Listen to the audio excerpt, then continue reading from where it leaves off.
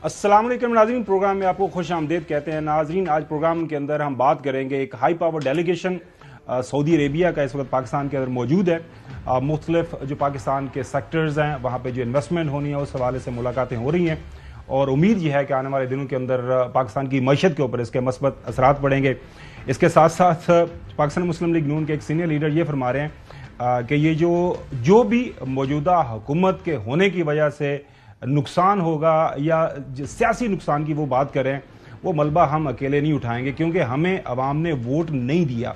अब आहिस्ता आहिस्ता जो है वो इस सच की तरफ आ रहे हैं कि अवाम की तरफ से उनको वोट नहीं मिला। वो कौन से लीडर हैं, अब वो क्यों ऐसी बातें कर रहे हैं, इसके ऊपर बात करेंगे। लेकिन जो सबसे बड़ी स्टोरी नाज़रीन, आज हम आपको लेके जाएंगे वापस 2017 नवंबर। नाज़रीन, पिछली एक दहाई के दौरान पाकिस्तान के अंदर एक ऐसा वाकया, एक ऐसा बयानिया जिसके ऊपर सबसे ज्यादा सियासत हुई है तमाम अतराफ से, वो है फैजाबाद धरना। मैं भी नाज़रीन उस वक्त इस्लामाबाद के अंदर मौजूद था। हसन अयूब भी यहाँ पे मौजूद थे, चौधरी गुलाम हुसैन साहब तो लाहौर में, और हैदर नकवी साहब ने यकीन तौर पर जो तमाम तर रिपोर्टिंग हुई फैजाबाद धरने के हवाले से वो आशनास हैं। हुआ यूं कुछ कि 6 नवंबर को लाहौर से तहरीक लब्बैक पाकिस्तान एक अपना वहाँ पे लॉन्ग मार्च शुरू करते हैं और वो 8 नवंबर को पहुंच जाते हैं यहाँ पे इस्लामाबाद। इस्लामाबाद का नाज़रीन जो मेन पॉइंट है फैजाबाद, वहाँ पे वो डेरा लगाते हैं और उसके बाद यहाँ पे वो मौजूद रहते हैं और काफ़ी अरसा तक मौजूद रहते हैं। और पाकिस्तान ख़ास तौर पर पाकिस्तान के जो रहने वाले हैं वो तो देख ही रहे थे, लेकिन जो इस्लामाबाद के अंदर लोग मौजूद थे उनके लिए वो जितना अरसा इस्लामाबाद में मौजूद रहे वो धरना चलता रहा। रोज़ाना की बुनियाद के ऊपर शदीद किस्म की जो मुश्किलात हमें देखने को मिलती थी। मैं ख़ास तौर पर क्यों उसी एरिया के अंदर रहता था और जिस तरह के लोगों के उस वक़्त के तासुरात थे कि ये क्या हो रहा है, हुकूमत क्यों नहीं कर रही, क्या हो रहा है, क्यों नहीं इनसे बातचीत हो रही, अगर वो जोर ज़बरदस्ती कर रहे हैं तो उनको क्यों नहीं वहाँ से उठाया जा रहा। नाज़रीन, जाहिर है उसके ऊपर फिर एक कमीशन भी बना था, फैजाबाद धरना कमीशन। जो मौजूदा चीफ जस्टिस हैं, जस्टिस काजी फायज ईसा साहब, उन्होंने इसके ऊपर जो है धरना कमीशन रिपोर्ट अभी पेश की। उसके अंदर भी काफ़ी ज़्यादा जो इंकशाफात हुए वो भी हमारे सबके सामने हैं। अब लेटेस्ट ये हुआ है कि धरना जो फैजाबाद धरना केस था, वो जो जजमेंट आई थी उस केस के हवाले से, जो इंकशाफात थे उसके ऊपर इम्प्लीमेंटेशन के लिए है मौजूदा जो चीफ जस्टिस साहब हैं सुप्रीम कोर्ट ने कहा कि क्यों नहीं इम्प्लीमेंटेशन हुई, वजह क्या बनी और वो जो धरना था उसके पीछे क्या मुहरकात थे, क्या वजह थी, उसके ऊपर सारी बातचीत की जाए और सारी इन्वेस्टिगेशन की जाए। 3 मेंबर कमीशन नाज़रीन बना। अब वो जो 3 मेंबर कमीशन है उसने अपनी जो रिपोर्ट है वो दे दी है। उसके कल रात से आप देख रहे हैं उसके ऊपर रिपोर्टिंग हो रही है। बुनियादी तौर पर अब मामला क्या है, मामला ये है कि जनरल फैज साहब का उस वक्त के तो वो जो है वो मेजर जनरल थे, डीजीसी थे और उसके बाद डीजी आईएसआई भी बने। सबसे ज्यादा उनके नाम को लेके जनाब आला बयानबाजी हुई कि इस धरने के पीछे जनरल फैज थे, जनरल फैज उनको लेके आए, बिठाया, सारा कुछ। वो नाज़रीन ये पाकिस्तान की तारीख का हिस्सा है। अब जो रिपोर्ट आई है, ये जो जाहिर है इसके ऊपर इम्प्लीमेंटेशन जो कमीशन बना था 3 मेंबर, उसने जो रिपोर्ट दी है वो बड़े होशरुबा किस्म के इंकशाफात हैं। आज की जो अखबारात हैं वो चंद तराशे आपके सामने रखते हैं, उससे आपको अंदाज़ा हो जाएगा अब धरना जो ये रिपोर्ट आई है उसके अंदर क्या लिखा हुआ है। फैजाबाद धरना कमीशन ये जो बना था, जनरल फैज हमीद को क्लीन चिट, पंजाब हुकूमत जिम्मेदार करार। नाज़रीन दोबारा से पढ़िएगा, ये जंग अखबार की हेडलाइन है। फैजाबाद धरना कमीशन, जनरल फैज हमीद को क्लीन चिट, पंजाब हुकूमत जिम्मेदार। और दूसरी खबर दुनिया अखबार की है, वो भी देख लें। फैजाबाद धरना इंक्वायरी कमीशन ने फैज हमीद को क्लीन चिट दे दी और इसी तरह की जो मिलती जुलती आपको हेडलाइंस हैं वो मिलेंगी जो हैं जनाब आला वो अंग्रेजी अखबारात के अंदर भी आपको वही खबरें मिली। पंजाब हुकूमत गाफिल रही, मार्च को लाहौर में ना रोका गया, वफाक ने मुजाहिरीन की क़यादत तक रसाई के लिए आईएसआई की खिदमात लीं, आर्मी चीफ डीजी आईएसआई ने फैज हमीद को मुआहदे की इजाज़त दी। दस्तखत पर जो है एहसन इकबाल और शाहिद खान ने भी जो उस वक्त के प्राइम मिनिस्टर थे और एहसन इकबाल साहब जो इंटीरियर मिनिस्टर थे, उन्होंने भी इतफाक़ किया کہ جو سارے کا سارا معاملہ تھا ہم جو رپورٹ پڑھیں گے اور پروگرام میں اس کے اوپر سارا ذکر کریں گے ہوا کیا بنیادی طور پر. لیکن اب مسئلہ یہ ہے کہ اس واقعے کو لے کے جو سب سے زیادہ بیان بازی کی گئی, جو ایک بیانیہ بنایا گیا خاص طور پر پاکستان مسلم لیگ نون کی طرف سے, وہ بڑا ہی عجیب و غریب تھا. اب جو ہم یہ دھرنا کمیشن رپورٹ دیکھتے ہیں تو اس کے بالکل برعکس ہے. سب سے پہلے ناظرین ہم آپ کو بیان سنواتے ہیں. خواجہ آصف صاحب پاکستان مسلم لیگ نون کے سینئر لیڈر ہیں, موجودہ اس وقت منسٹر فار ڈیفنس ہیں, اور ظاہر ہے جو پاکستان کی اس وقت جو بڑی پارٹی ہے, حکمران جماعت ہے پاکستان مسلم لیگ نون, اس کے حوالے سے اس کا جو بیانیہ ہے اس میں ہمیشہ ان کا بڑا اہم کردار رہا ہے. اور ظاہر ہے ان سے جب پوچھا گیا کہ جناب اعلیٰ دھرنا کون لے کے آیا تھا, یہ ماضی کے اندر یہ کیا باتیں کرتے رہے ہیں, سنیے ذرا. قائد صاحب تھوڑا سا آپ یہ بتا سکتے ہیں کہ یہ ان کو لے کے کون آیا تھا یہاں پہ فیض آباد میں؟ جن لوگوں نے میاں نواز شریف کے خلاف سازش سٹارٹ کی تھی وہی لوگ یہاں پہ لے کے. تو میاں نواز شریف صاحب نے تو بتا دیا کہ ان کے خلاف سازش کس نے کی تھی. ریسنٹلی ایک میٹنگ میں انہوں نے جو بات کی ہے, جی نہیں, انہوں نے اس میں بتانے والی بات ہی کوئی نہیں. جنرل باجوہ, جنرل فیض اور کچھ ریٹائرڈ جج. بالکل صحیح ہے. یہ لوگ لے کے آئے تھے تحریک لبیک کو فیض آباد میں. تحریک لبیک جو ہے جتنی دفعہ اس زمانے میں آئی ہے اس کے بعد جو ہے اگر ہو سکتا ہے انہوں نے کوئی آزاد فیصلے بھی کیے ہوں, لیکن اس زمانے میں جتنی دفعہ بھی آئی ہے جن لوگوں نے پیسے دیے, وہ ویڈیو جو ہے سب سے بڑا ثبوت تھی کہ ان کو کون لے کے آیا ہے اور انہوں نے کار کون توڑ رہا ہے. یہ ذرا ویڈیو فوٹیج ذرا دیکھ لیں کہ کون لے کے آیا اور کون ان کو گھر چھوڑ کے آیا. بنیادی طور پر جس طرف اشارہ کر رہے ہیں محترم جو ہے خواجہ آصف صاحب, لیکن ناظرین یہ جو دھرنا کمیشن رپورٹ ہے اس کے اندر کیا لکھا گیا اس کے اوپر بھی بات کریں گے اور بتائیں گے کہ کیوں یہ ساری جو بات کر رہے ہیں اس کے بالکل برعکس ہے. اب آگے مزید خواجہ آصف صاحب سے جب پوچھا گیا ایک اور ٹیلی ویژن انٹرویو کے دوران کہ جناب اعلیٰ کون تھا شامل اس سارے پروسیس کے اندر یہ دھرنے کے اوپر, بتایا انہوں نے. یہ جو پیسے دیے گئے نا, یہ سیکورٹی کمیٹی میں ہم نے پوچھا, میں نے پوچھا جنرل باجوہ سے کہ وہ پیسے کیوں بانٹے گئے, کہتے ان کے پاس کرایہ نہیں تھا, ہم نے ان کو کرایہ دیا تھا, وہ گھر واپس چلے. مجھے کہا جنرل باجوہ نے آپ کو کہا, اور مجھے کہا اور مجھے کہا صاحب نے کہ جی ان کے پاس پیسے نہیں تھے, پھر پیسے ان کو دینے پڑے. ضامن کون تھا اس سارے یہ جو معاہدہ ہوا تھا اس حوالے سے بھی جو ہے آپ کو پتا, خواجہ صاحب پیچھے تو رہتے نہیں, انہوں نے بتایا. آپ کی حکومت کے ایک سینئر منسٹر نے ایک تحریری معاہدے پہ دستخط کیے جو تحریک لبیک کے ساتھ ہوا, اور اس میں جنرل فیض میر جو ہے وہ اس کے ضامن بنے معاہدے کے. تو آپ کچھ جو ان کا قد کاٹ تھا اس وقت ان کی ضمانتیں قبول ہونی تھی, میری تو ضمانتیں نہیں ہیں قبول ہونی ہے. اب مسئلہ یہ ہے کہ جب یہ معاہدہ ہو گیا اس کے بعد جو اس وقت موجود تھے جو پرائم منسٹر شاہد خاقان عباسی صاحب تھے, اور ظاہر ہے محترم نواز شریف صاحب وہ پرائم منسٹرشپ سے ان کو ہٹا دیا گیا تھا. جب یہ معاہدہ ہو گیا تو اس کے اوپر کافی زیادہ برہم نظر آئے. جو پرانے اخبارات کے تراشے ہیں وہ بھی ناظرین آپ کے سامنے رکھتے ہیں. سب سے پہلے جنگ اخبار, دھرنے کے پیچھے کون تھا, معاہدے کے نکات کس نے طے کیے, نواز شریف سخت برہم. علیحدگی میں بیان بتاؤں گا کہ احسن اقبال کا جواب یہ جایا جناب.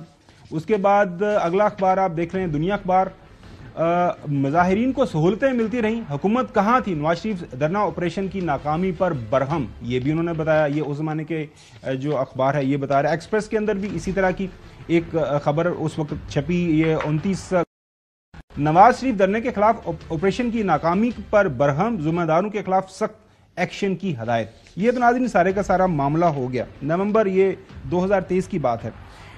یہاں 2017 کی بات ہے. تھوڑی دیر کے لیے یہاں پہ رکتے ہیں, ظاہر ہے پینلسٹ موجود ہیں ہمارے ساتھ. چودھری غلام حسین صاحب, جو یہ ابھی تک جو میں نے آپ کے سامنے یہ جو مختلف جو بیانیہ خاص طور پر ماضی کے اندر بنایا گیا اس فیض آباد دھرنے کے حوالے سے, اور اب یہ جو دھرنا کمیشن کی رپورٹ آئی ہے اس کے مندرجات کے اوپر ہم بات کریں گے, تو آپ کا کیا اس کے اوپر رد عمل کیا ہے؟ بیانیہ غلط تھا, یہ جو دھرنا کمیشن کی رپورٹ غلط ہے؟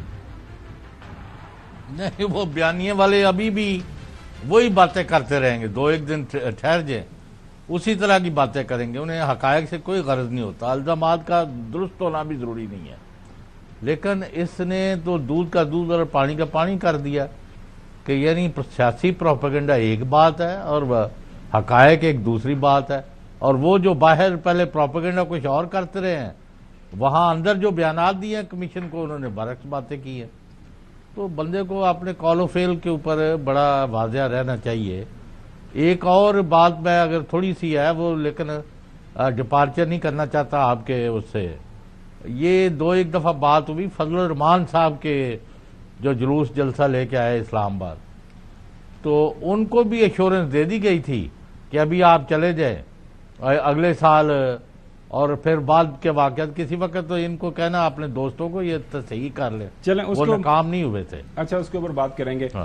اچھا نقوی صاحب, آج آپ نے اخبارات پڑھے ہوں گے, اس کے اندر جو ایک بیان چھپا ہوا ہے جو کہ جب ریسنٹ یہ کمیشن بیٹھا 3 ممبر, شاید خاقان عباسی صاحب کا بیان ہے, اس کے اندر احسن اقبال صاحب کا بیان ہے, اور اس وقت کے جو کنسرن آئی بی کے لوگ تھے, باقی جو سول لا انفورسمنٹ ایجنسیز کے لوگ تھے, انہوں نے واضح طور پر یہ بتایا ہے ان رائٹنگ کہ جو آئی ایس آئی کو جب انوالو کیا گیا تو حکومت وقت کی خواہش کے اوپر انوالو کیا گیا. لیکن یہ جو ہم نے آپ کو بیانات سنوائے ہیں ان کو سامنے رکھیں, یہ تو سارے کا سارا اپنی جو سیاست ہے پاکستان مسلم لیگ نون کی 2017 سے آنورڈ, وہ تو فیض آباد دھرنے کے اوپر کھڑی تھی. کیا کہیں گے آپ؟ دیکھیں چودھری غلام حسین صاحب نے بڑی زبردست بات کی ہے کہ سارا دودھ کا دودھ اور پانی کا پانی ہو گیا. کیسے ہو گیا میں بتاتا ہوں. ایک واقعہ ہوا جس پہ کمیشن بنا, اور جب یہ واقعہ ہوا اس کے بعد پاکستان کے جو سیکیورٹی ادارے ہیں ان کو اس کا الزام دیا جاتا رہا سوشل میڈیا پر, اور میڈیا پہ بھی آپ نے یہ بیانات سنوا دیے, اور ایک ہی بات کی جاتی رہی کہ اس کے پیچھے آئی ایس آئی ہے. یہ کمیشن بنا, اس نے اپنی رپورٹ دی, اور اس نے اب بالکل دودھ کا دودھ اور پانی کا پانی کر دیا, چودھری صاحب کی زبان میں بات کروں گا, اور ثابت ہو گیا کہ اس کے پیچھے آئی ایس آئی نہیں تھی. اور اس رپورٹ کو سب سے زیادہ کون سرا رہا ہے؟ وہ ہمارے دوست سرا رہے ہیں جو آج کل سب سے زیادہ سیکیورٹی اسٹیبلشمنٹ پر الزامات لگا رہے ہیں. اور اس رپورٹ کو کس کی حکومت میں جاری کیا گیا؟ جی مثال کے طور پر کافی سارے ہمارے دوست ہیں جو سیکیورٹی اسٹیبلشمنٹ پہ الزام آج کل آئی ایس آئی کو ہر چیز کا الزام دیا جا رہا ہے. کون دے رہا ہے؟ کون کہہ رہا ہے کہ اسٹیبلشمنٹ صرف ایک سیاسی جماعت کو مکمل طور پہ سپورٹ کر رہی ہے؟ یہ تو بالکل دیوار پہ لکھا ہوا ہے, اس پہ تو کسی کے نام لینے کی ضرورت نہیں ہے, یہ تو صاف واضح ہے. ایک بات. لیکن دوسری بات جو میں آپ سے کرنا چاہ رہا ہوں وہ یہ ہے کہ کس کے دور میں یہ رپورٹ آئی؟ ان کے دور میں آئی جن کے دور میں یہ واقعہ اس سے پہلے ہوا تھا. اس کا مطلب ہے کہ وہ بھی اس رپورٹ, جب یہ کمیشن رپورٹ آئی تو وہ اس رپورٹ سے ایگریڈ ہیں. اب جاننا جو سب سے زیادہ ضروری ہے پاکستانی قوم کے لیے, کیونکہ ہم تو تجزیہ کار ہیں نا, ہم تو بڑی پکچر دیکھتے ہیں, ہم فائلوں میں نہیں گھس سکتے, ہمیں نہیں پتا ہوتا کون سے پیپر پہ کیا لکھا ہے, ہمیں جو ایک بڑی تصویر پہ چیزیں نظر آ رہی ہوتی ہیں وہ ہم بتاتے ہیں. اب پاکستانی قوم کے لیے جاننا کیا ضروری ہے کہ آپ جب بغیر کسی ثبوت کے الزامات لگانا شروع کر دیتے ہیں, خاص طور پہ پاکستان کے سیکیورٹی اداروں پر بغیر کسی ثبوت کے, تو آپ اندازہ لگائیں کہ آپ اصل میں ریاست کو کتنا بڑا نقصان پہنچا رہے ہوتے ہیں.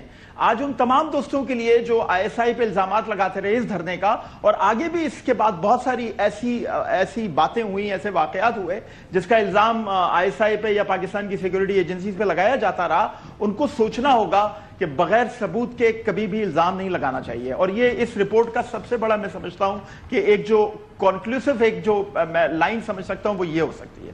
جی ناظرین, یہ جو آپ کو پتا ہے فیض آباد دھرنا اس کے اوپر فیصلہ آیا تھا سپریم کورٹ کا, اور یہ سپریم کورٹ کو سارے کا سارا کریڈٹ جاتا ہے کہ انہوں نے نوٹس لیا اور اس کے اوپر یہ کمیشن بنایا, اور پھر یہ رپورٹ ہمارے سامنے آئی ہے. مریم نواز صاحبہ جو چیف آرگنائزر ہیں پاکستان مسلم لیگ نون کی, اور پنجاب کی چیف منسٹر صاحبہ ہیں, آج کل ایک بڑا اچھا انیشیٹو ہے, وہ خاص طور پر روٹی کی قیمت کم کرنے کے حوالے سے وہ کافی کمر بستہ ہیں, اس کے اوپر بات کریں گے. انہوں نے فیض آباد دھرنے کے حوالے سے اپنے خیالات کا کیا اظہار کیا تھا, سنیے گا. آپ کو یاد ہے نا فیض آباد میں نواز شریف کی اور مسلم لیگ نون کی حکومت میں یہاں فیض آباد میں دھرنا ہوا تھا, یاد ہے نا؟ تو جب اس دھرنا کیس کے فیصلے میں ماسٹر مائنڈ بے نقاب ہوئے تو کیا نواز شریف کے بیانیہ پر مہر نہیں لگی؟ منتخب حکومت کے خلاف سازشیں کون کرتا ہے؟ لگی یا نہیں لگی؟ نواز شریف کو اللہ تعالیٰ نے سچا ثابت کیا یا نہیں ثابت کیا؟ جی حسن ایوب صاحب, بیانیہ تو بنایا گیا, بڑا فورسفل بیانیہ بنایا گیا, اور جس طرح میں نے عرض کیا کہ کافی سیاست ہوئی, ٹھیک ہے. آج کی یہ جو خبریں آپ کی نظر سے گزری ہیں, اس کے بعد اب یہ اس وقت کے جو چیف منسٹر تھے نواز شریف صاحب آج کے ہیں، سوری شہباز شریف صاحب آج کے وہ پرائم منسٹر ہیں، تو کب پرائم منسٹر صاحب اس وقت کے چیف منسٹر کو جو ذمہ دار ٹھہرائیں گے ان کے خلاف کوئی تعدیبی کارروائی آپ کو لگتا ہے ہوگی؟ دیکھیے پہلا کوشچن تو میرا یہ ہے کہ جو 3 رکنی کمیشن بنا تھا، آپ کس ایک رکن کو آپ کہتے ہیں کہ بہت کریڈیبل آدمی تھا؟ میرا آپ سے کوشچن ہے کس نے بنایا تھا یہ 3 رکنی؟ جس نے بنا تھا یہ 3 رکنی کمیشن ہے، اس میں کس پر آپ آنکھیں بند کر کہہ سکتے ہیں کہ سب سے کریڈیبل آدمی ہے؟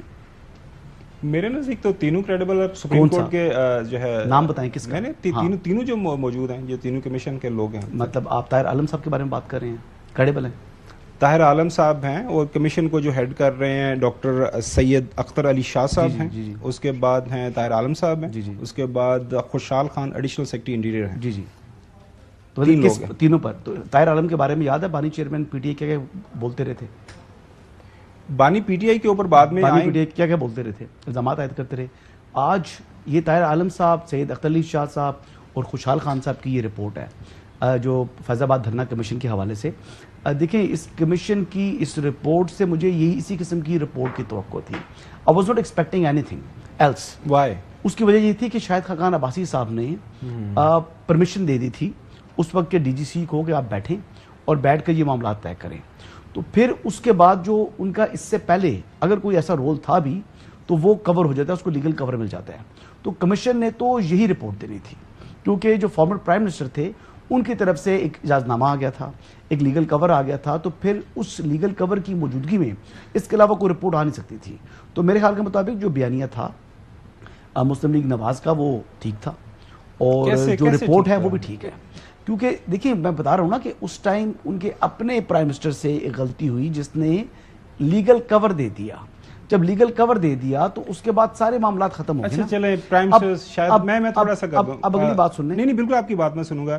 اب وہ جو ایگریمنٹ ہوا تھا اس کے اوپر جو پہلے دستخط میں دیکھ رہا ہوں وہ وفاقی وزیر داخلہ احسن اقبال صاحب کے بھی ہیں، اس وقت وفاقی وزیر داخلہ تھے. ہم نے مان لیا کہ شاید خاقان عباسی صاحب وہ کوئی کندک ہوگی، کچھ ظاہر ہے وہ ان کے شاید وہ شہباز شریف صاحب کے ساتھ ان کی لگتی پھپتی تھی، ٹھیک ہے. لیکن احسن اقبال صاحب تو اس کے اوپر سٹینڈ لے سکتے تھے نا کہ جناب اعلیٰ یہ حقیقت کے برخلاف سارا کام کر رہے ہیں. کیوں ایسا کر رہے ہیں؟ کیونکہ ہماری پارٹی کے ساتھ زیادتی ہو رہی ہے. اس ٹائم کی جو اسٹیبلشمنٹ تھی اس اسٹیبلشمنٹ کا رویہ وہ رویہ نہیں تھا جو آج کی موجودہ اسٹیبلشمنٹ کا رویہ ہے ٹورڈز گورنمنٹ. آج کی جو اسٹیبلشمنٹ ہے وہ اپنے کانسٹیٹیوشنل رول کے اندر ہے. اس وقت کی اسٹیبلشمنٹ نے جو کانسٹیٹیوشنل اس کا رول تھا، جو اس کا دائرہ اختیار تھا، اس دائرہ اختیار کی جو پٹی تھی نا اس کو زیادہ انہوں نے چوڑا کر دیا تھا. میں نہیں کہہ رہا کہ وہ دائرہ اختیار سے باہر نکلے تھے، لیکن وہ دائرہ اختیار کی جو پٹی تھی اس پٹی کو انہوں نے زیادہ چوڑا کر دیا تھا. تو یہ بیسکلی بنیادی فرق ہے پرانی اسٹیبلشمنٹ میں اور موجودہ اسٹیبلشمنٹ میں. تو آپ یہ جو رپورٹ آئی ہے آپ اس کو رد کر رہے ہیں کہ ایکسپٹ کر رہے ہیں؟ جی میں کہہ رہا ہوں کہ یہی رپورٹ آ سکتی تھی، اس کے علاوہ کوئی رپورٹ آ نہیں سکتی. مطلب حقائق کے برخلاف کیا نظر آ رہا ہے؟ حقائق کے برخلاف میں کہہ رہا ہوں کہ جب لیگل کور دے دیا آپ کی اپنی پرائم منسٹر نے جو چیف ایگزیکٹو تھا اس وقت ملک کا، تو اس کے علاوہ آپ کیا ایکسپیکٹ کر رہے تھے؟ دوسرا میں ایک بات وہ کرنا چاہ رہا تھا، میں وہ طاہر عالم صاحب کے حوالے سے میں بات کرنا چاہ رہا تھا. یہ جو بانی چیئرمین تھے 2014 کے جب وہ دھرنے کر رہے تھے تو وہ طاہر عالم سن لو تم ظلم کر رہے ہو، تم غلامی کر رہے ہو، تم فلاں کر رہے ہو. تو دیکھیں طاہر عالم صاحب نے تو اتنی اچھی رپورٹ دی ہے. یہ وہی طاہر عالم صاحب ہے جن کے اوپر بہت زیادہ الزامات عائد کیے تھے. یعنی صبح اٹھتے بانی چیئرمین الزامات عائد کرتے تھے اور رات تک تو وہ ان کے ساتھ جو ہے ظاہر یکجہتی کر رہے تھے فیض آباد دھرنا والوں کے ساتھ. وہ تو کہتے کہ ہم ان کے ساتھ کھڑے ہیں. رپورٹ یہ تو نہیں کہتی کہ ان لوگوں نے ٹھیک کیا تھا. یہ رپورٹ ان لوگوں نے رپورٹ کب کہا کہ وہ جو اچھا چودھری غلام حسن صاحب یہ محترم جو حسن ایوب صاحب بات کریں آپ کو کچھ سمجھ آئی تو مجھے بھی سمجھا دیں. مجھے سمجھ وہ کہتے ہیں کہ وہ بھی ٹھیک تھے اور یہ بھی ٹھیک ہے. اب یہ نہیں ایک اور بھی بیانیہ ان کا میں ذرا چاہتا ہوں، ذرا آج میرا بھی موڈ ہو رہا ہے. نہیں بولیں بسم اللہ. ان کی تو میں یہ اب ایک بیانیہ ہے، یہ کئی دفعہ یہ بھی اور بہت سارے اور لوگ بھی وہ عمران خان یہ کرنا تھا، اس کے بعد فیض حمید کو بنا دینا تھا، اس نے 15 سال کرنا تھا. بھائی بات سنو، میں غلام حسین ولد مرحوم محمد طفیل حلفیہ کہتا ہوں جب یہ عدم اعتماد ہو رہا تھا تو میں نے جنرل فیض حمید، لیفٹنٹ جنرل فیض حمید سابق ریٹائر جو ہے ابھی وہ کور کمانڈر پشاور تھے، ان سے میری براہ راست بات ہوئی. بات کیا ہوئی میں اس پر نہیں جاتا. انہوں نے کہا چودھری صاحب الیکشن ہو رہے ہیں، الیکشن ہونے دیں. یہ پتہ نہیں کس قسم کی کہانیاں گاڑ کے سازشی عناصر ملک کو اور اداروں کو تباہ کرنے کے لگے رہتے ہیں. یہ ان سے میری براہ راست بات ہوئی جس کو یہ کہہ رہے تھے کہ اس کو بنانا تھا, اس کو یہ کرنا تھا. وہ پہلا بندہ جس نے مجھے کہا کہ لیٹ دیر بی الیکشن. اب یہ عدم اعتماد ہو کیا جو مرضی ہوتا ہے, الیکشن ہوں گے, الیکشن بھی نہ کرا سکے تو اس طرح نہ کریں. یہ ملک کا مذاق اڑا رہے ہیں آپ لوگ, اور آپ اداروں نے آج کمیشن کے بعد ان لوگوں کو یہ جو اپنا, اور ابھی تو ان کے جو آپ کے یاد قائد ہے جو ایک وہ بیانیاں پھیلاتے پھر رہے ہیں, خاور گومن صاحب آپ کے پاس اتنی بڑی اطلاعات ہے, آپ لوگوں سے کیوں نہیں شیئر کرتے؟ وہ کرتے ہیں نہیں, میرے پاس بھی ایک اطلاع ہے. وہ بانی چیئرمین تحریک انصاف نے نا انٹرویو دیا تھا. اس انٹرویو میں انہوں نے تسلیم کیا تھا کہ وہ جنرل فیض حمید صاحب کی لیاقت کی وجہ سے وہ ووٹ, جتنی ووٹیں ان کو جب ضرورت ہوتی تھی تو وہ لیاقت صاحب کی لیاقت کی وجہ سے ان کو مل جاتی تھی. جنرل فیض حمید کی لیاقت چھوڑو, کسی اور طرح جو میں نے جو بیان دیا نا, تو یہ تو ہسٹری ہے ان کے اپنا کنفیشن ہے, ان کا اپنا کنفیشن ہے, وہ سنتے رہے. ایک چھوٹی سی بات پوچھنا چاہتا ہوں, ایک چھوٹی سی بات پوچھنا چاہتا ہوں اپنے محترم غلام حسین صاحب سے کہ جب عدم اعتماد آ رہی تھی تو جنرل فیض حمید کو کیسے پتا تھا کہ انتخابات ہو رہے ہیں؟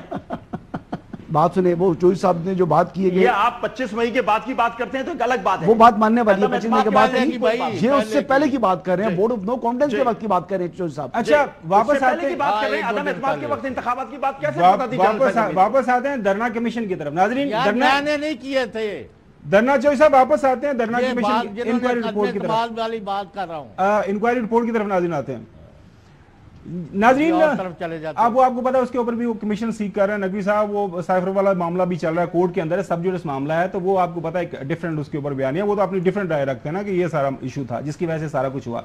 ناظرین, دھرنا کمیشن انکوائری رپورٹ جو آئی ہے اس کے جو چیدہ مندرجات ہیں وہ آپ کے سامنے رکھتے ہیں کہ دستیاب ریکارڈ اور شواہد کے مطابق 2017 کے فیض آباد دھرنے کی بڑی وجہ اس وقت کی پنجاب حکومت کی بزدلی تھی جس نے اپنے ووٹ بینک متاثر ہونے کے خوف سے بغیر کسی رکاوٹ کے مظاہرین کو اسلام آباد جانے دیا اور عوام کی زندگیوں کو خطرے میں ڈالا.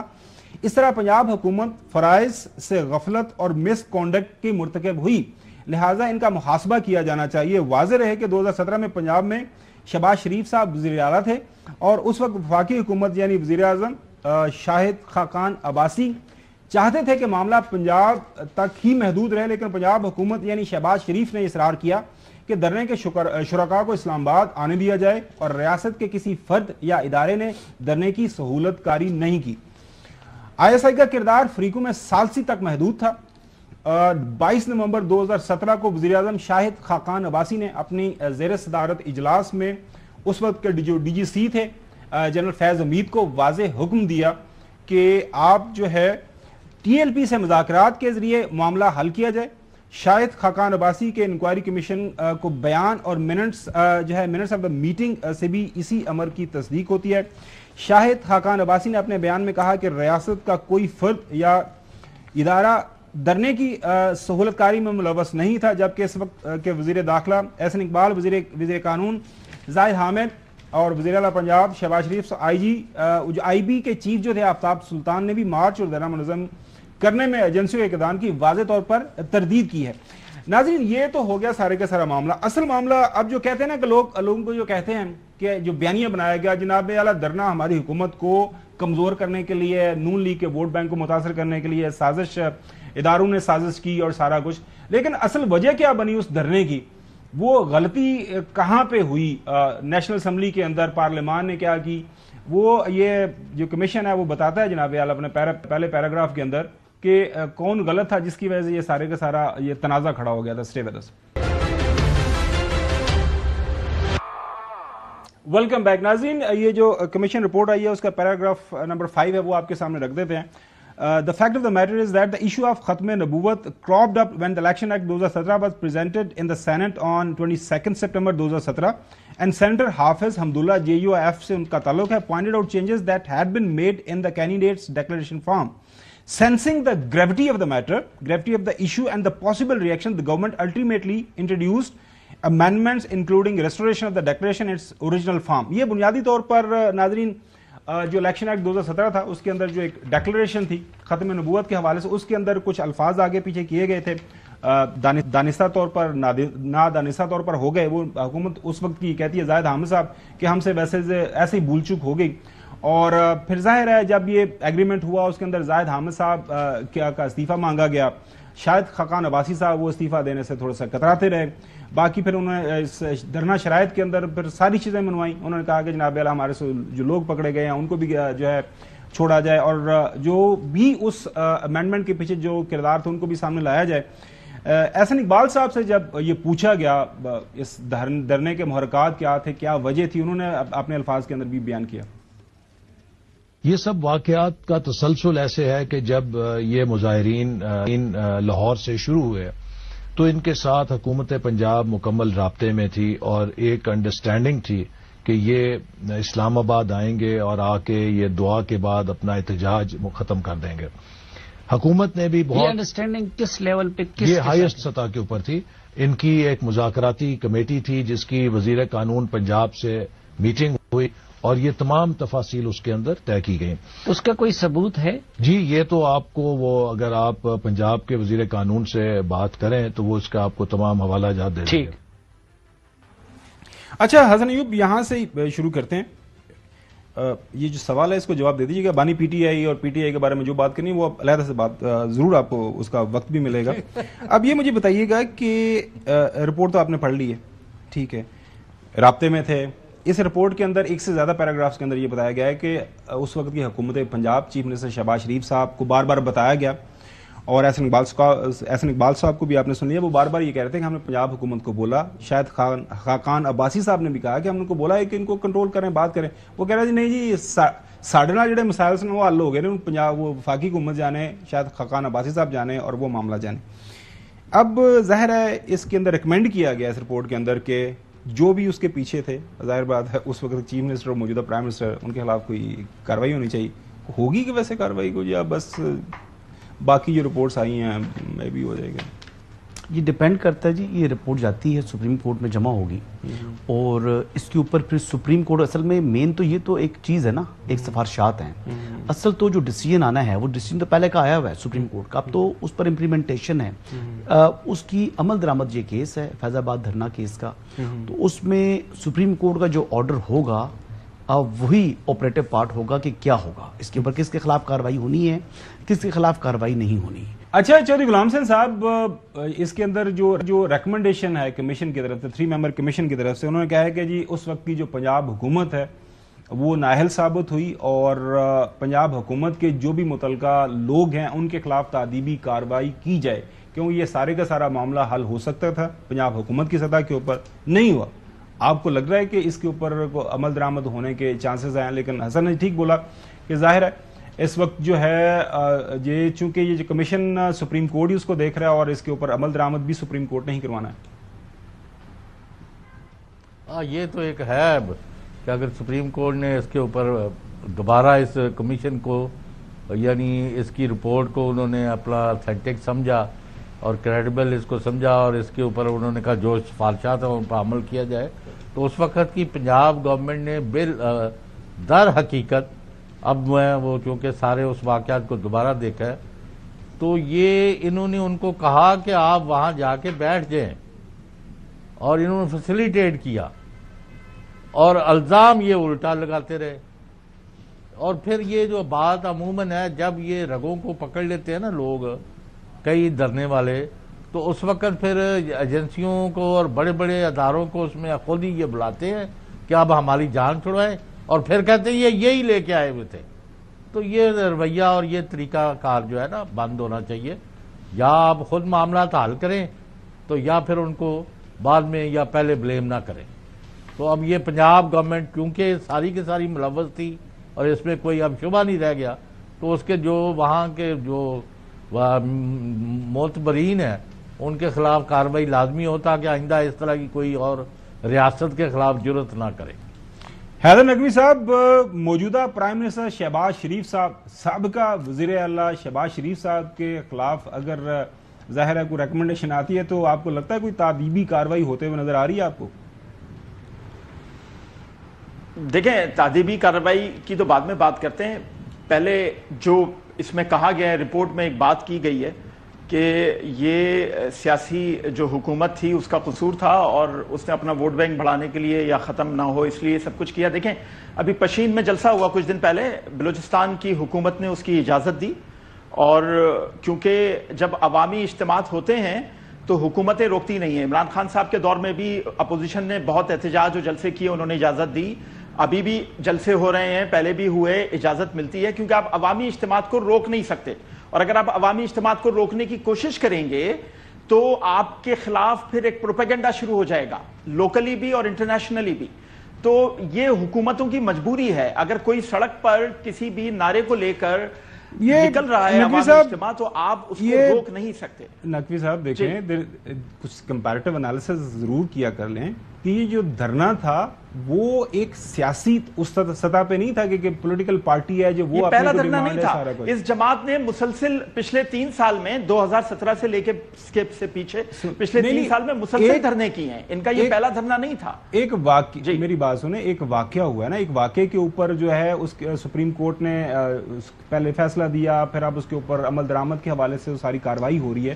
تو بنیادی طور پر وہ آپ کی بات بالکل صحیح ہے, ایک واقعہ ہوا اور اس پہ سٹینڈ لینا چاہیے ہر مسلمان کو, اس میں کوئی دوسری رائے نہیں ہے.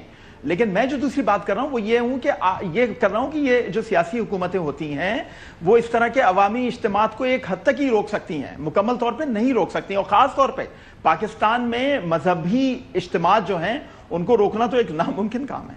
جن کے سیاسی مقاصد ان کو تو روکنا ویسے بھی ناممکن کام ہے. بالکل صحیح ہے. تو آپ کو لگ رہا ہے کہ ہمیں امید رکھنی چاہیے کہ جنہوں نے بھی اداروں کو غیر ضروری طور پر بغیر کسی ثبوت کے اس وقت جو ہے ظاہر ہے ان کا بدنام کیا, ان کے خلاف سے بیان بازی ہوئی, ہمیں ایک امید رکھنا چاہیے خبر بھائی. دیکھیں ہمیں ایک امید رکھنا چاہیے, جو کمیشن کی رپورٹ آئی ہے خبر بھائی, ہمیں ایک امید رکھنا چاہیے, اس پلیٹ فارم سے بھی میں یہ بات کر رہا ہوں, ہمیں ایک امید رکھنا چاہیے کہ اب قوم کو متحد ہونا ہوگا. آپ اداروں پہ الزام لگاتے رہے بغیر ثبوت کے, اس کمیشن کی رپورٹ سے ثابت ہو گیا کہ وہ غلط تھا, اور بھی اس طرح کی باتیں ہوتی رہیں, چاہے وہ سیاسی حکومتوں کے لیے, سیاسی جماعتوں کے لیے ہوں. اب قوم کو متحد ہونا ہوگا, عام عوام کو بھی, سیاسی جماعتوں کو بھی, اسٹیبلشمنٹ کو بھی. اب ملک متعامل نہیں ہو سکتا ہے کہ ایسے وقت میں ایک چھوٹی سی بات, ایک ایسے وقت میں جب سعودی عرب کا اتنا بڑا وفد پاکستان میں ہے, ہم یہ باتیں کر رہے ہیں. یہ ہماری بدقسمتی ہے نا. جب تک آپ جو غلطیاں ہم نے کی ہیں ان کو درست, ان کو نہیں کریں گے, ان کو ٹھیک نہیں کریں گے تو کیسے معاملات آگے بڑھیں. لیکن اب ذرا آگے بڑھیں. اچھا آگے بڑھتے ہیں. ناظرین, وفاق کے اندر حکومت ہے. آپ کو پتا ہے جب حکومت بنی تھی پاکستان مسلم لیگ نون کی, تو پاکستان پیپلز پارٹی نے یہ کہا تھا کہ جناب اعلیٰ ہم آپ کو سپورٹ کریں گے اور ہر سطح کے اوپر آپ کو سپورٹ کی جائے گی. لیکن چونکہ پی ڈی ایم کی جب حکومت بنی تھی تو اس وقت کے جو پرائم منسٹر تھے شہباز شریف صاحب, انہوں نے کہا جناب اعلیٰ ایک چھوٹا فیصلہ کرنے کے لیے بھی پتہ نہیں 10 جگہ جو ہے فائل گھمانا پڑتی ہے, لہٰذا پیپلز پارٹی نے کہا جناب اعلیٰ کلی طور پر آپ آزاد ہیں, پاکستان مسلم لیگ نون نے جو فیصلے کرنے ہیں اچھے برے حکومت کریں, ہم آپ کو سپورٹ کرتے ہیں. لیکن اب جو ہے ہر روز جو ہے ان کے بیانات آتے ہیں, ہماری مجبوری ہے کیا کریں. جب پاکستان مسلم لیگ نون کے سینئر لیڈران یہ کہیں کہ جناب اعلیٰ یہ ہماری ذمہ داری نہیں ہے, تو پھر کیا کریں. پاکستان نے تو ایک ذمہ داری ڈالی ہوئی ہے, پاکستان کی عوام نے, پارلیمان نے ذمہ داری ڈالی ہوئی ہے. رانا ثناءاللہ صاحب یہ کہہ رہے ہیں کہ جناب اعلیٰ یہ ذمہ داری ہماری بالکل نہیں ہے, ہماری یہ کولیشن گورنمنٹ ہے, ہمیں تو کم از کم یہ کولیشن نہیں نظر آ رہی. جس انداز سے دیکھیں ذرا کیا سن رہے ہیں, کیا فرما رہے ہیں ہمارے رانا ثناءاللہ صاحب, آپ کے سامنے رکھتے ہیں.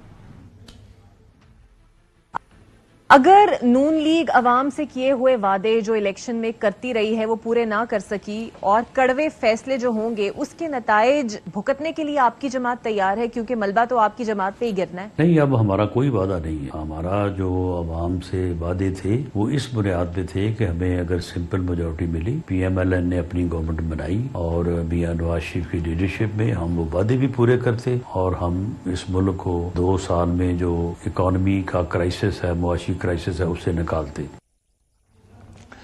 اچھا چودھری غلام حسین صاحب, وہ کہا جاتا ہے نا کہ نہ 9 من تیل ہوگا نہ رادا ناچے گی, تو اب کیا کرنا کیا ہے, معاملات کس طرف جائیں گے. نون لیگ تو ظاہر ہے ذمہ داری سے وہ پیچھے ہٹ رہے ہیں, اور جو کل بھی ہم نے خبر کی تھی اس کے اوپر ہم نے تبصرہ تجزیہ بھی کیا تھا کہ محترم نواز شریف صاحب یہ کہہ رہے ہیں کہ بندوبست ہو چکا ہوتا ہے, ہمیں تو ایسے خام خواہی میں بدنام ہی کیا جا رہا ہے. ان کے اب بیانات کے لیے اور ذرا انتظار کریں نا. اب تو انہوں نے کہہ دیا کہ ہم نے شہباز شریف کی کسی پالیسی کا جو عوام کے لیے قابل قبول نہیں ہے اس کا ہم نے دفاع نہیں کرنا. آپ کو نہیں پتہ لگا؟ بتائیں نا, جاننا چاہ رہے ہیں ہم.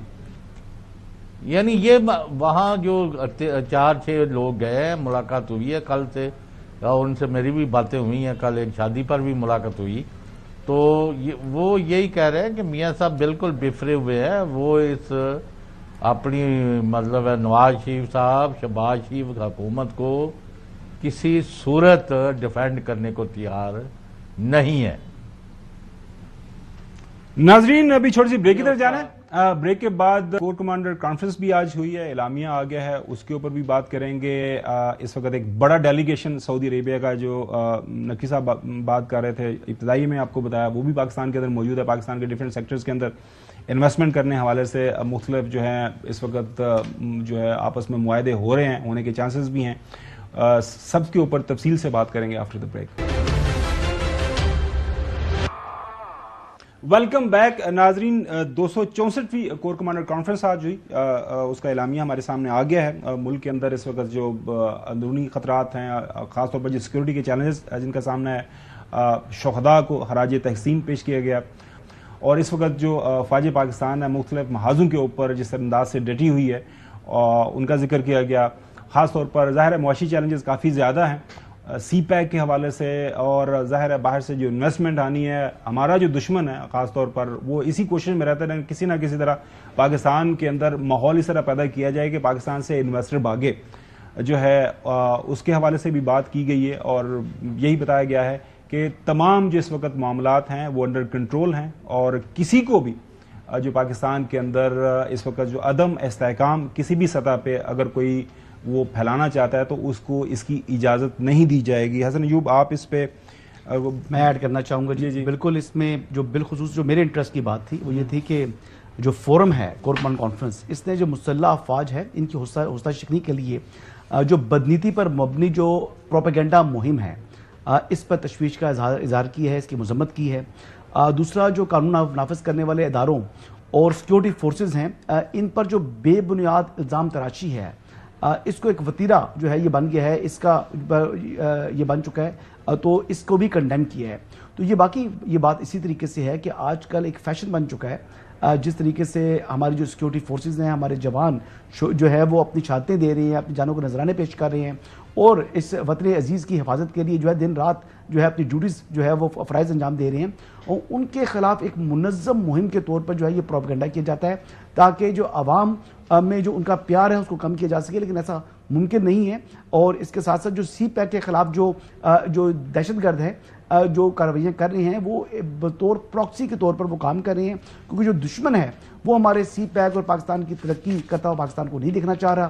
تو یہ بڑا اچھی آج کور کمانڈر کانفرنس نے ایک بڑی زبردست قسم کا اعلامیہ جاری کیا ہے، اور اس میں مزید بھی باتیں ہیں، اگر مطلب وقت کی قلت ہے ورنہ اس کو بھی شیئر کرنا چاہیے تھا۔ اچھا نقوی صاحب، ایک بڑا ڈیلیگیشن جو ہے سعودی وزیر خارجہ کی سربراہی میں پاکستان کے اندر موجود ہے، ان کے تمام جو محکمے ہیں کلائمیٹ چینج سے لے کے باقی جو منرلز کا ہے، ایگریکلچر سیکٹر ہے، متعلقہ جو عہدیدار ہیں وہ پاکستان کے اندر موجود ہیں۔ ویسے تو اس حوالے سے کافی زیادہ آلریڈی ہوم ورک ہوا ہے، موجودہ جو پاکستان کے معاشی مسائل ہیں ان کو سامنے رکھیں، اور اس تناظر میں ڈیلیگیشن کا آنا اور اس بات کا اعادہ کرنا کہ پاکستان کے اندر وہ انویسٹمنٹ کرنے کے لیے تیار ہے، ایک بڑی ڈیولپمنٹ ہے، کافی مثبت اس کے اثرات آنے والے دنوں کے اندر پاکستان کے اندر ہمیں ظاہر ہوتے ہوئے نظر آ رہے ہیں۔ جی اس میں کوئی شک نہیں، اس میں بالکل، اور خدا کرے انشاءاللہ یہ پاکستان کو ایک ایسے راستے پہ ڈالے گا، یہ جو سعودی ڈیلیگیشن کا دورہ ہے جس سے پاکستان کے معاشی جو پریشانیاں ختم ہوں گی۔ یہ جی ٹو جی تو ہے، یہ گورنمنٹ ٹو گورنمنٹ تو آپ کے معاہدے ہو رہے ہیں، لیکن اس کے ساتھ یہ بی ٹو بی بھی ہے جس میں سعودی عرب کے وہ انویسٹرز جو بڑے بزنس گروپس ہیں وہ پاکستان اسٹاک ایکسچینج کے بڑے پلیئرز کے ساتھ براہ راست انویسٹمنٹ کرنے آ رہے ہیں۔ یہ ایک بہت اچھی بات ہے، اگر پاکستان اسٹاک ایکسچینج کے جو بڑے پلیئرز ہیں اس میں یہ سعودی انویسٹرز براہ راست انویسٹمنٹ کرتے ہیں، یہ بی ٹو بی جو بزنس ہے جو آگے بڑھتا ہے، یہ پاکستان کے لیے اگلے 10 سال میں ایک ایسا روڈ میپ بنا دے گا معاشی ترقی کا، معاشی استحکام کا، کہ جس سے ہم واپس اس جگہ آ کے کھڑے ہو جائیں گے جہاں سے نیچے آئے تھے، اور انشاءاللہ ہم دنیا کی معاشی طور پہ بڑی طاقتوں میں سے ایک ہوں گے، کیونکہ ہمارے پاس پوٹینشل ہے، ہمارے پاس سائز ہے، ہمارے پاس ریسورس ہے، ہمارے پاس اس ریسورس کا، اس سائز کا، اس پوٹینشل کا صحیح یوٹیلائزیشن نہیں ہے۔ اب انشاءاللہ یہ جو معاہدے ہو رہے ہیں اور آگے بھی سی پیک بھی ایک طرف ہے، آگے بھی دوسرے معاہدے دوسرے اور انویسٹرز کے ساتھ ہو رہے ہیں، یہ ہمیں معاشی طور پہ انشاءاللہ بہت مستحکم کر دیں گے انشاءاللہ۔ چودھری غلام حسین صاحب، جو معاشی استحکام ہے اس کا براہ راست تعلق ہے سیاسی استحکام کے ساتھ۔ پچھلے دنوں آپ نے بتایا تھا ہمارے پروگرام کے اندر ہی کہ آپ کے جو دوست ہیں آصف علی زرداری صاحب، ظاہر ہے اس وقت صدر پاکستان کی حیثیت سے موجود ہیں، ان کو مفاہمت کا بادشاہ بھی کہا جاتا ہے۔ میں سن رہا تھا کل بھی فواد چودھری صاحب کو، اب وہ باہر آ گئے ہیں، آج بھی ایک آدھ ان کی میڈیا ٹاک ہوئی، تو آپ کو لگ رہا ہے کہ پاکستان کے اندر کچھ معاملات اب بہتری کی طرف جائیں گے؟ کیونکہ جب تک سیاسی استحکام پیدا نہیں ہوگا، باہر والے دوست ہمارے تو یہی سمجھاتے ہیں کہ یار آپ لوگ بیٹھے مل بیٹھے معاملات آگے بڑھائیں۔ آپ ویسے معاف کرنا، اب پروگرام کا تو ٹیل اینڈ ہے۔ خاور گھمن صاحب، آپ ایک پاکستان کے بڑے کین آبزرور ہیں، پولیٹیکل اور صحافت میں اپنی محنت سے ذہانت سے آپ نے نام پیدا کیا ہے۔ مجھے ایک سوال کا جواب دے دیں، 8 فروری سے لے کے آج 16 اپریل ختم ہو رہا ہے دن، آج تک یہ جو آپ کو بتاتے ہیں مفاہمت کے درس دے رہے ہیں، کسی نے ایک یعنی رتی برابر کوئی کام کیا ہے سیاسی استحکام پیدا کرنے کے لیے؟ کوئی ایک مطلب ہے مجھے یہ بھی آپ کے محترم اور وہ بھی اور دوسرے آپ بھی بتا دیں مجھے on record, have they moved even an inch toward achieving political stability? You insist کہ الیکشن ٹھیک ہوئے تھے، you insist کہ ہم صحیح الیکشن میں جیت کے آگے ہیں، اور وہاں سندھ سے آپ اب مجھے گالیاں پڑ رہے ہیں کہ جی 20-20 ہزار سٹف کر دیا ہے تو آپ کیا بحث کرا رہے ہیں؟ او بھائی میں نے کہا میں نہیں کرا رہا، مجھے نا آپ پولیٹیکل سٹیبلٹی کے لیے اقدامات کرنے ہوں گے، اس کے باتوں سے نہیں ہوں گے۔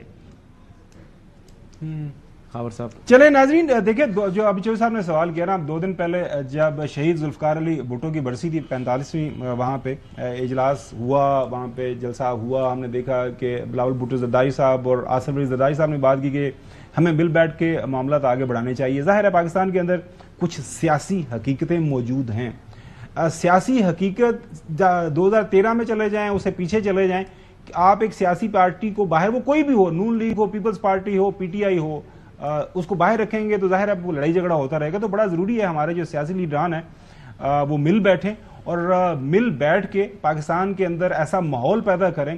ظاہر ہے جب دنیا کے سامنے ہم اسی طرح لڑتے جھگڑتے رہیں گے تو لوگ انویسٹر کے کیسے سیاسی جماعت کو سیاسی رہے نا جی، وہ بیسیکلی ملیشیا نہ بنے نا، حملہ نہ کرے ریاست کے اوپر، تو بالکل سیاسی ہے۔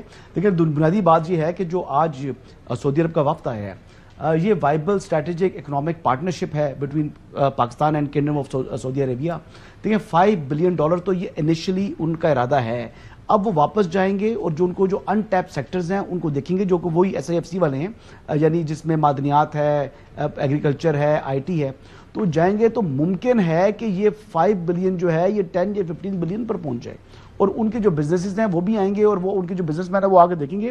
تو یہاں پر ایک اچھا جو ہے پاکستان کے لیے ایک بڑی خوش آئین سائن ہے، اور یہ پہلی مرتبہ اتنا ہائی پاور ڈیلیگیشن اتنی بڑی تعداد میں آیا، مختلف وزراء آئے، اور آنے والے دنوں میں ہمیں اس سے اچھی امید رکھنی چاہیے۔ چلے ناظرین، بہت شکریہ۔ امید ہے کہ پاکستان کے اندر حالات بہتری کی طرف جائیں۔ ظاہر ہے 24 کروڑ جو پاکستانی ہیں ان کی زندگیوں کا انحصار اسی سیاسی استحکام اور معاشی استحکام کے ساتھ جڑا ہوا ہے۔ کل آپ سے دوبارہ ملاقات ہوگی۔ اللہ حافظ۔